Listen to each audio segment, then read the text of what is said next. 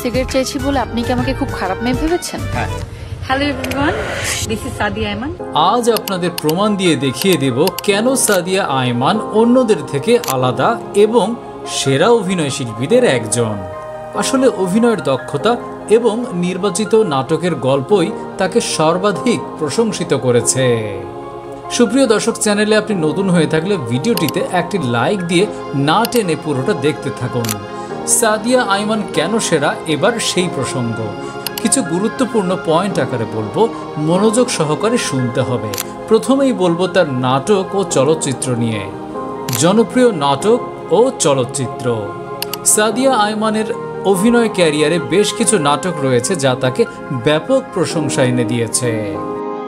এর মধ্যে উল্লেখযোগ্য নাটকগুলো হলো টু বি ওয়াইফ, এটি তার প্রথম নাটক এবং এখান থেকেই তিনি অভিনয় জগতে প্রবেশ করেন। নাটকটি দর্শকের মাঝে ব্যাপক জনপ্রিয়তা অর্জন করে।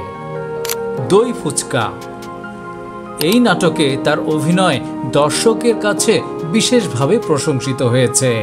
নাটকটির কাহিনী এবং সাদিয়ার চরিত্র উভয়ই দর্শকদের মনে জায়গা করে নিয়েছে। জলে ভাসা পদ্ম, এই নাটকেও সাদিয়া তার অভিনয়ের মাধ্যমে প্রশংসা কুড়িয়েছেন।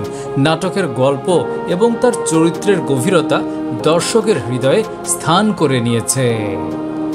ডুব সাঁতার, এই নাটকটিও বেশ জনপ্রিয়। এখানে তিনি শক্তিশালী একটি চরিত্রে অভিনয় করেছেন। চলচ্চিত্র, তার প্রথম সিনেমা কাজল রেখা, যা নিয়ে দর্শকের মধ্যে ব্যাপক আলোচনা সমালোচনা হয়েছে।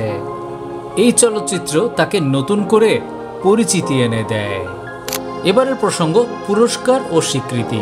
2024 সালের মেরিল প্রথম আলো পুরস্কারে সেরা অভিনেত্রী হিসাবে মনোনয়ন পেয়েছেন, যা তার অভিনয়ের মানের স্বীকৃতি। এছাড়া তিনি বিভিন্ন নাটকে কাজ করে ইউটিউবে কোটি কোটি ভিউ অর্জন করেছেন, যা তার জনপ্রিয়তার প্রমাণ দেয়। সামাজিক সচেতনতা, সাদিয়া আয়মান সামাজিক ইস্যুতে সক্রিয়, বিশেষ করে কোটা আন্দোলনে শিক্ষার্থীদের সমর্থন জানিয়েছেন। তার এই সামাজিক সচেতনতা তাকে তরুণ প্রজন্মের কাছে আরও জনপ্রিয় করে তুলেছে। দর্শক এতক্ষণে নিশ্চয়ই বুঝে গেছেন অভিনয় এবং ব্যক্তিত্বে কেন অনন্য উচ্চতায় পৌঁছে গেছেন।